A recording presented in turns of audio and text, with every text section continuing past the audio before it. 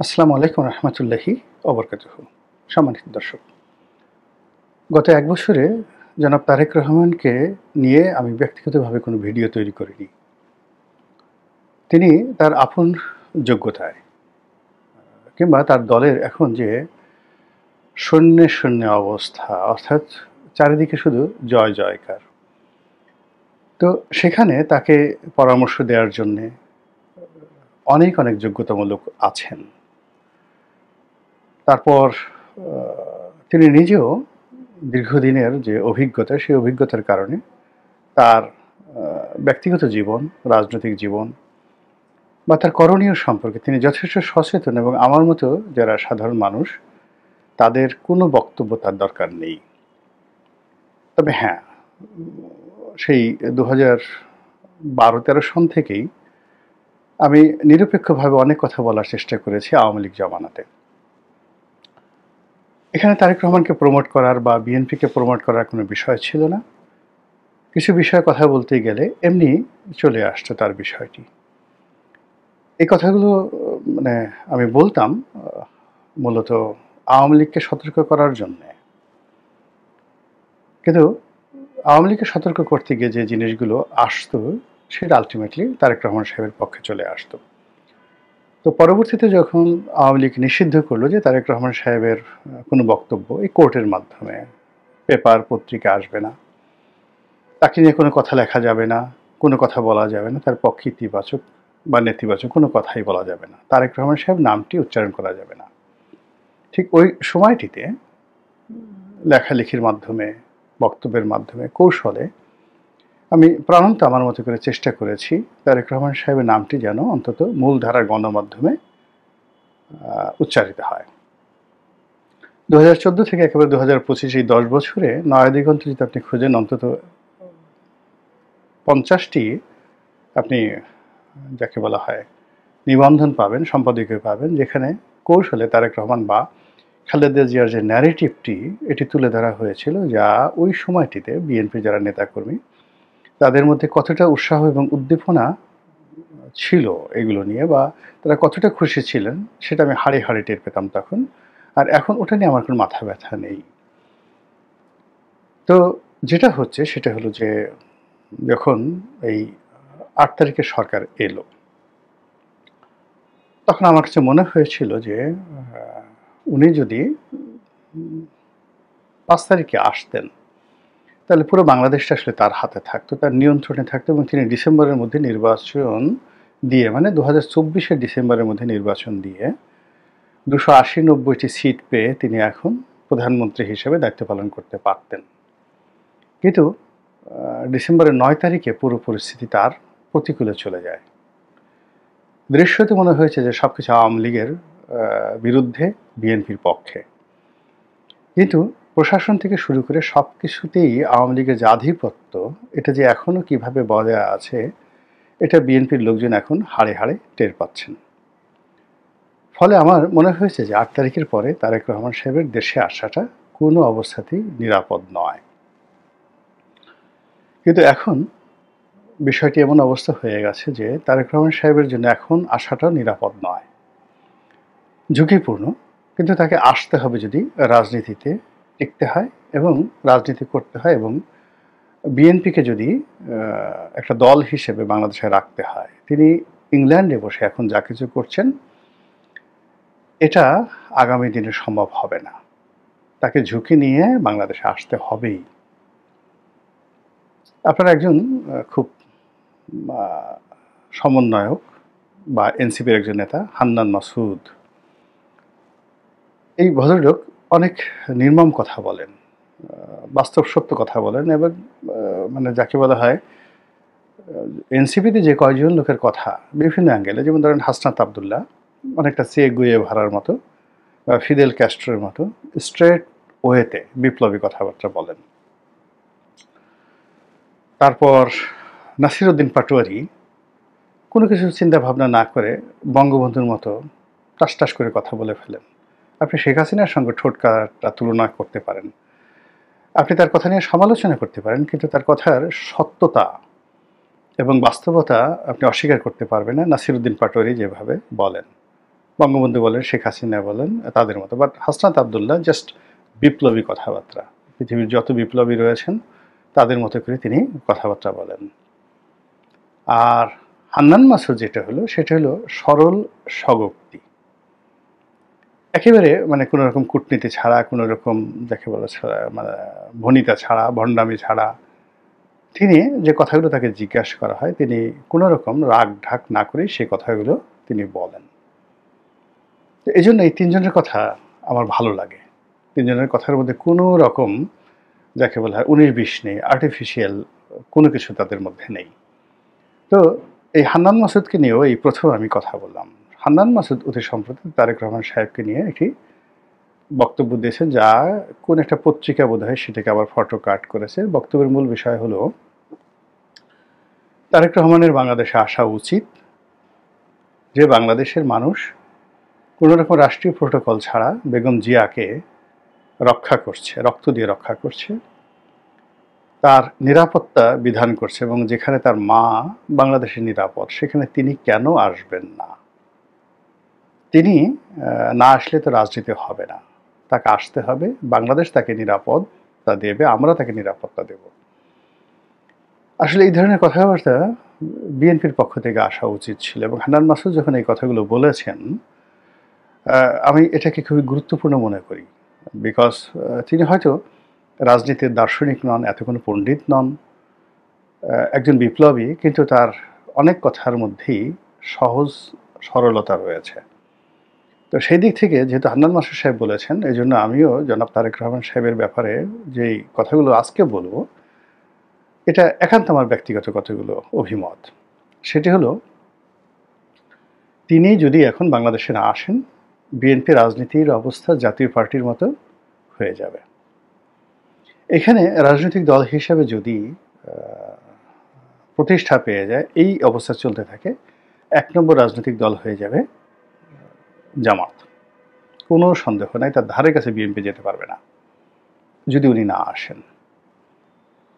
২ নম্বর হলো যে যদি আওয়ামী লীগ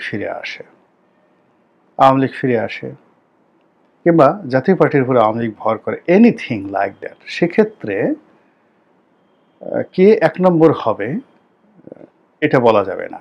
অর্থাৎ জাতীয় পার্টি, আওয়ামী লীগ, তারা ১ নম্বর হবে, জামাত ২ নম্বর হবে, বা জামাত বা আওয়ামী লীগ যদি এসে বিভিন্নভাবে, এখন এটা রিফাইন্ড আওয়ামী লীগ হতে পারে, একাগারের মতো, উইদাউট শেখ হাসিনা, শেখ পরিবার হতে পারে, অথবা ভারতের মধ্যস্থতায় বা ভারতের দাপটে, ইন্টারভেনশনে আমেরিকা যেভাবে জেনারেল নরিয়াগাকে ক্ষমতায় বসিয়েছিল, আমেরিকা যেভাবে রেজা শাহ পাহলভিকে ক্ষমতায় বসিয়েছিল, আমেরিকা যেভাবে পারভেজ মোশাররফকে ক্ষমতায় বসিয়েছে, আমেরিকা যেভাবে শেখ হাসিনাকে উচ্ছেদ করেছে, আমেরিকা যেভাবে ইমরান খানকে উচ্ছেদ করেছে, ঠিক একইভাবে বাংলাদেশে ভারত যদি ওরকম কোনো কর্মকাণ্ড করে, ১৯৭১ সনে তো তারা আসলে বলতে গেলে মুক্তিযুদ্ধের যে বিষয়টি, তারা যেভাবে ঝাঁপিয়ে পড়েছিল, যেভাবে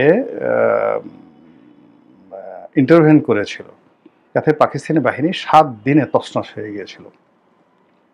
সম্ভবত ডিসেম্বর মাসের ৬ তারিখে তারা এখানে সরাসরি আসে, ১৯৭১ সনের ডিসেম্বর মাসে। এর আগ পর্যন্ত মুক্তিযোদ্ধারাই ছিল। তো সেই ভারতীয় বাহিনীর সঙ্গে আসলে 7 ডেজ পাকিস্তানিরা টিকে থাকতে পারেনি, তারা আত্মসমর্পণ করেছে।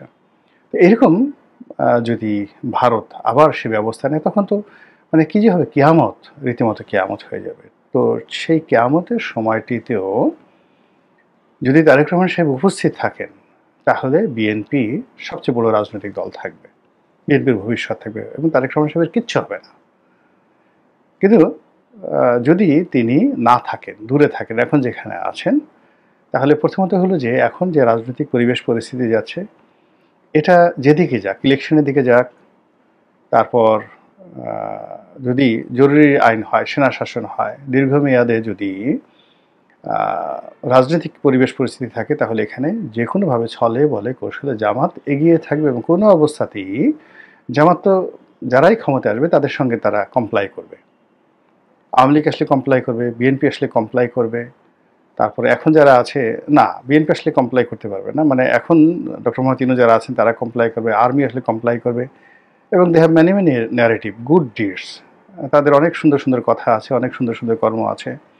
তারপর তারা যে কোনো পরিবেশ পরিস্থিতির সঙ্গে ইতিবাচকভাবে ক্ষমতাধরদের সাথে মিলে যাওয়ার অসাধারণ তাদের একটা প্রতিভা আছে, ইতিহাস আছে। আর তারা কখনো কখনো সরকারি বিরোধিতা করে বটে। তারা একসময় আওয়ামী লীগের সঙ্গে থেকে এরশাদের বিরোধিতা করেছে, আওয়ামী লীগের সঙ্গে থেকে বিএনপির বিরোধিতা করেছে, বিএনপির সঙ্গে থেকে আওয়ামী লীগের বিরোধিতা করেছে। বাট এখানে তাদের খুব শক্ত প্রতিপক্ষ থাকা লাগবে, otherwise in a single way তারা যখন খুব সিঙ্গেল ফর্মে থাকে, এখন যেভাবে তারা খুব সিঙ্গেল ফর্মে আছে, তখন সঙ্গত কারণে তারা সরকারের সঙ্গে বন্ধুত্ব করে। আগামীতেও ঠিক এই তাদের এই ক্যারেক্টারিস্টিক্সের কারণে তারা থেকে যাবে। আর জাতীয় পার্টি থেকে যাবে যতদিন ভারত আছে। ভারতের মানে সবচেয়ে বিশ্বস্ত দল হলো জাতীয় পার্টি। এখানে আপনি আওয়ামী লীগ বি টিম, ভারতের 1 নম্বর, ভারতের যদি সামর্থ্য থাকতো তাহলে তারা জাতীয় পার্টিকে ক্ষমতায় রাখতো, যদি তাদের সেই অবস্থা, এরশাদের মতো ওই অবস্থা থাকতো। তো কাজেই জাতীয় পার্টি সেটা যে ফর্মে জিএম কাদের থাকুক বা তাদের যারা প্রতিপক্ষ এখন অন্য গ্রুপ, রুহুল আমিন হাওলাদার, আনিসুল ইসলাম মাহমুদ, মুজিবুল হক ছিল, তারা যে গ্রুপ করেছেন, যে গ্রুপে থাকুক না কেন, এরা ভারতের এ টিম, এটা আপনাদেরকে বুঝতে হবে। তো কাজেই এই যে গত 1 বছর আপনি দেখেন, সব মিলিয়ে জাতীয় পার্টির একটা পশম কিন্তু আমরা কেউ স্পর্শ করতে পারিনি। বরং আমরা যারা জাতীয় পার্টির বিরুদ্ধে বিভিন্ন রকম ন্যারেটিভ তৈরি করেছি, কথাবার্তা বলেছি, আলটিমেটলি আমরা অনেক নিগ্রহের শিকার হয়েছি সরকারের পক্ষ থেকে। সরকারের লোকজন এটা পছন্দ করেনি। জাতীয় পার্টি ঠিকই প্রোটোকল পাচ্ছে, তারা দাওয়াত পাচ্ছে, এমনকি ক্যান্টনমেন্টে যখন 5 তারিখে সেনাপ্রধান জেনারেল ওয়াকারুজ্জামান রাজনৈতিক দলগুলোর সঙ্গে বৈঠক করেন, তখনও সেখানে জিএম কাদের উপস্থিত ছিলেন, যেটা তো থাকার কথা না। But that happened, why?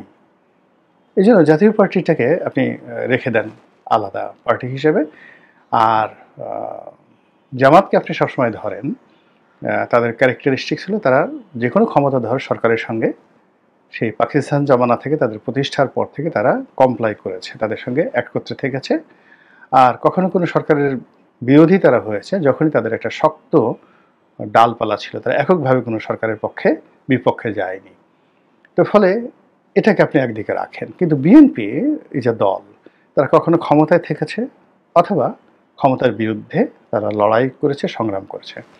আর এই লড়াই সংগ্রাম করার জন্য তাদের নেতা থেকেছে। বাংলাদেশে যেটা হলো, বেগম জিয়া যতদিন ছিলেন, জেলের বাইরে ছিলেন, তিনি সর্বশক্তি দিয়ে বাংলাদেশে থেকে বিএনপিকে তিনি নেতৃত্ব দিয়েছেন।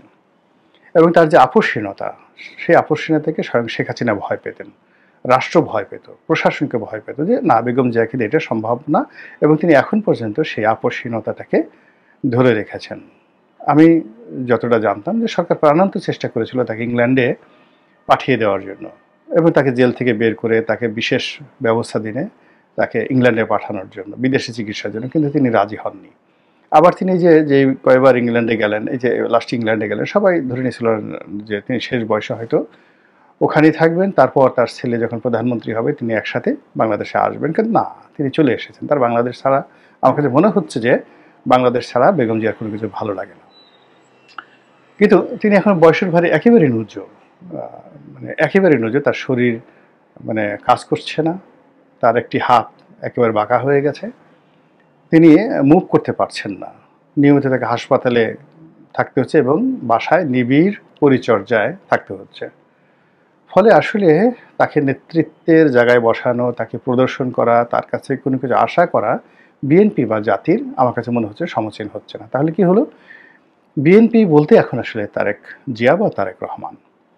তো তারেক রহমানের এই যে একটা ক্রান্তিকাল, তিনি বেগম জিয়াকে মানে জেলে রেখে, বাইরে রেখে, লন্ডনে থেকে যেভাবে দলকে পরিচালনা করেছেন, এটা মূলত অকেশনালি 1 বছর, 1.5 বছর বা 6 মাস, 7 মাস পর পর একটা জনসভা দিয়েছেন। আর আওয়ামী লীগ সেটার উপর নির্বিচারে জুলুম অত্যাচার করেছে এবং প্রতিটি জনসভার পর সারা দেশে কয়েকশো মামলা হয়েছে। আর সেই মামলায় নেতাকর্মীরা জেলে গেছে, 6 মাস 7 মাস বসে বসে আবার জেল থেকে বের হয়েছে, আবার আর একটা প্রোগ্রাম দিয়েছেন। এভাবেই মূলত তার রাজনৈতিক কর্মকাণ্ডগুলো সেই 2018 বা 19 থেকে 25 পর্যন্ত চলেছে। এর বাইরে কিছু ছিল না। This the reality. 6 মাস 7 মাস পর পর এক একটা জনসভা দিয়েছেন। আর সেই জনসভাকে কেন্দ্র করে মামলা মোকদ্দমা হয়েছে, আবার সেগুলো থেকে বের হয়ে নেতাকর্মী যখন বের হয়েছে তখন আর একটা দেওয়া হয়েছে। মির্জা ফখরুল থেকে শুরু করে সবারই একই অবস্থা। দ্বিতীয় যে কাজটি হয়েছে সেটা হলো তিনি শুধু কমিটি গঠন করেছেন। ওখানে বসে বসে তার যারা লোকজন রয়েছেন, মিস্টার বকুল নামে একজন আছেন, আর রুহুল কবির রিজভী সাহেব আছেন। তো তারা শুধুমাত্র উনি যেভাবে বলতেন সেইভাবে কোনো কমিটি বাতিল করা, জেলা কমিটি, উপজেলা কমিটি, ছাত্রদলের কমিটি গঠন করা, এই কাজের বাইরে সাংগঠনিকভাবে ওরকম কোনো সফলতা ছিল না। আর গত 1 বছরে যেটি হচ্ছে সেটি হল উদযাপন, সেলিব্রেশন যেটাকে বলা হয়। মানে কাজের কাজ হচ্ছে না, খুব জাঁকজমকপূর্ণভাবে উনি ওখানে বসে বক্তব্য দিচ্ছেন, এখানে জেলা কমিটি হচ্ছে, যা কিছু হচ্ছে ঠিক আগের চাইতে খারাপ, কিন্তু এটা নির্ভয়ে নিশ্চিন্তে আনন্দ এবং উৎসবমুখর পরিবেশ হচ্ছে। কিন্তু সত্যিকার অর্থে যেটাকে বলা হয় একেবারে গণতান্ত্রিক পদ্ধতিতে পার্টির মধ্যে একটা বিরাট পরিবর্তন এসে গেছে, তারপরে নতুন নেতৃত্ব চলে এসেছে, জনগণ যাকে পছন্দ করছে, পার্টি যাকে পছন্দ করছে, সেই নেতৃত্বগুলো সামনের সারিতে চলে এসেছে। দলের ত্যাগী যারা নেতাকর্মী রয়েছেন তারা ইতিমধ্যে নেতৃত্বের পর্যায়ে বসেছেন। একটা সিঙ্গেল ঘটনা এই গত 1 বছরে ঘটেনি।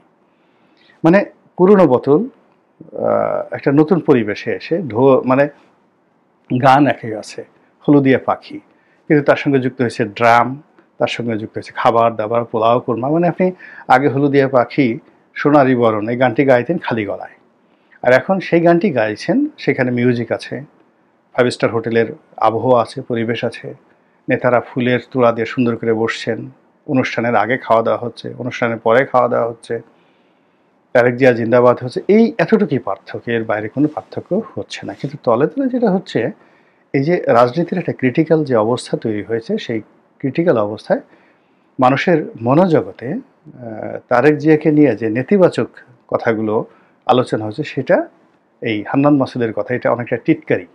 হান্নান মাসুদ যেটা বলেছেন সেটা টিটকারি, যে আপনি ওখানে থাকবেন কেন, বাংলাদেশে আসেন, আপনার এত ভয় কিসের। মানে তিনি এই বক্তব্য দ্বারা বোঝাতে চাচ্ছেন যে তারেক রহমান সাহেব এখন বিদেশে আছেন, তার সাহস নেই বাংলাদেশে আসার, তার নিরাপত্তাহীনতায় তিনি ভুগছেন, আতঙ্কগ্রস্ত হয়ে ভুগছেন। এটা দিয়ে তো আসলে দলকে নেতৃত্ব দেওয়া যাবে না। এবং বাস্তবতা তাই। আপনি চিন্তা করুন, তিনি যখন তার ওই লন্ডনের বাসায় বসে তিনি হাত ঝুলিয়ে ঝুলিয়ে বলছেন আপনারা ভয় পাবেন না, তখন তার বক্তব্যের সঙ্গে তার কণ্ঠ এবং তার অবস্থান এটা মেলে না, এটা নেতিবাচক প্রতিক্রিয়া হচ্ছে।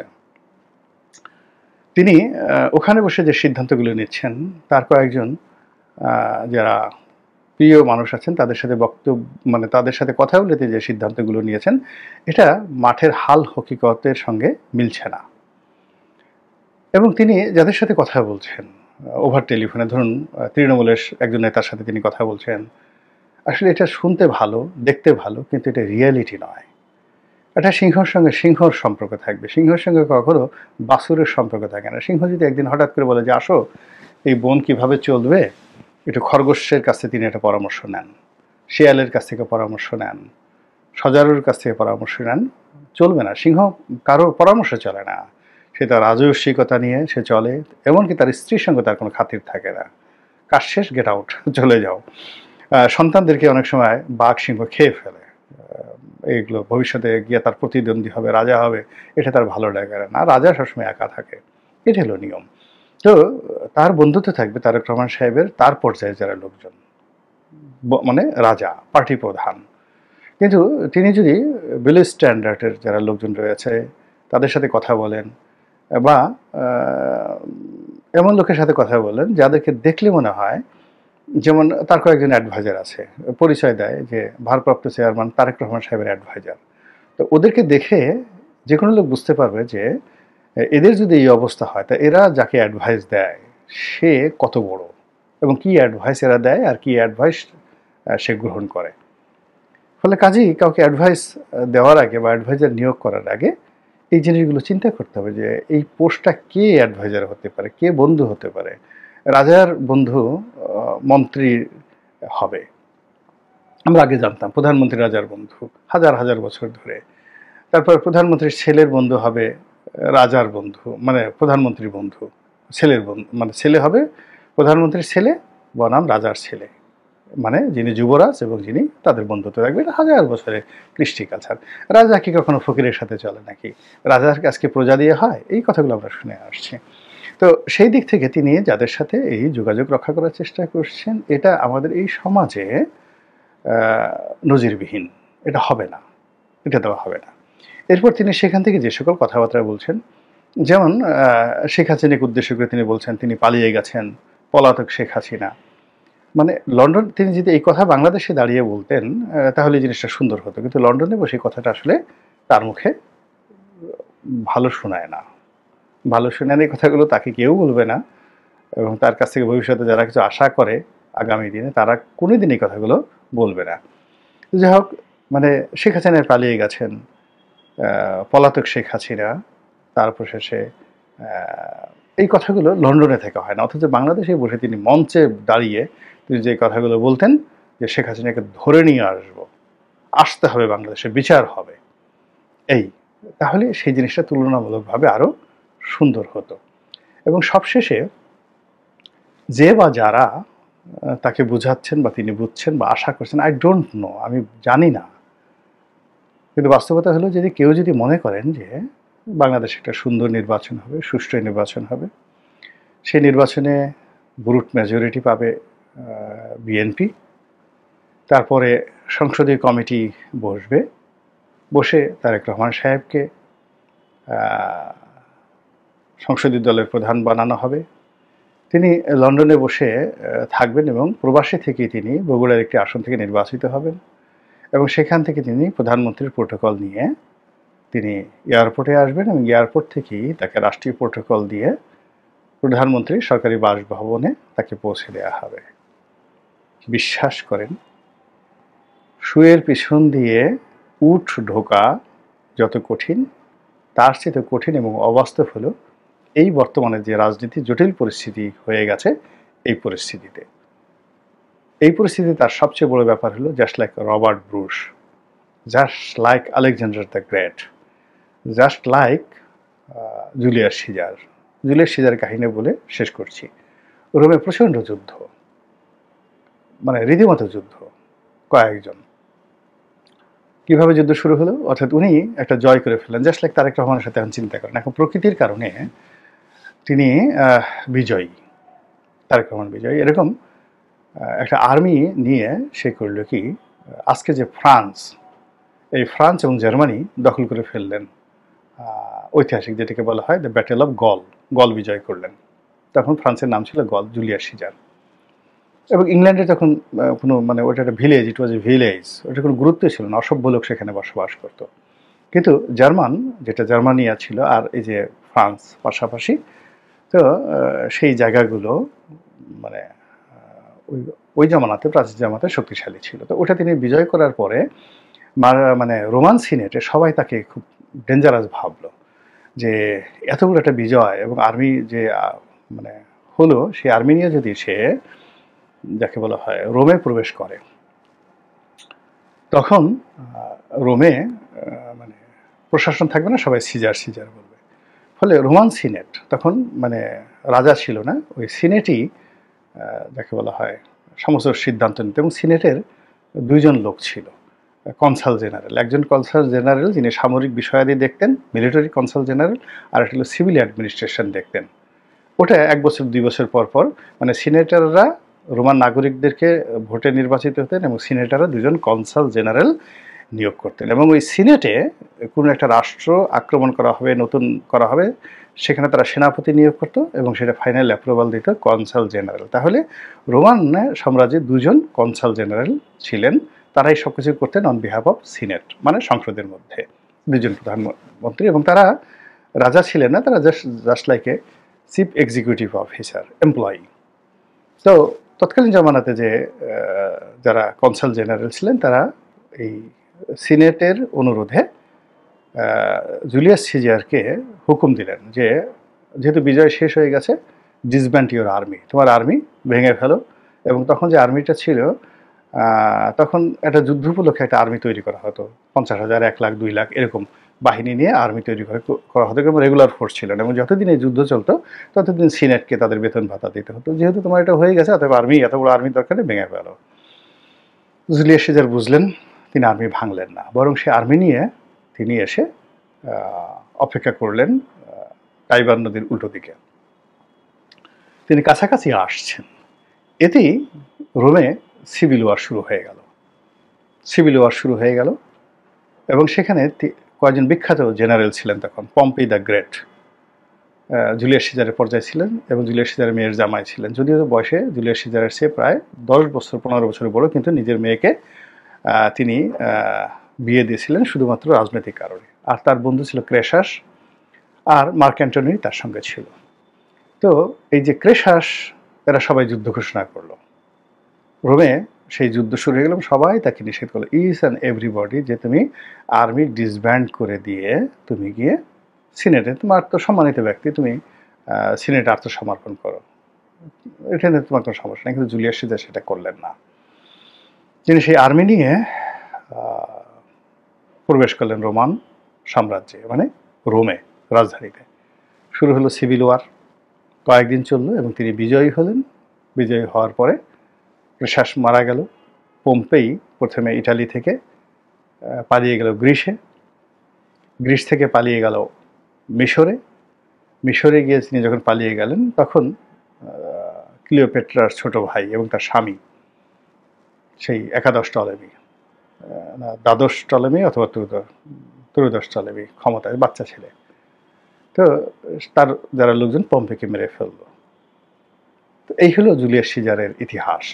এখন এখানে যে মূল বিষয়টা হলো, এখন যে জায়গাটাতে আসছে, it's not the time for talking, it's not the time for planning, it's for the time for action.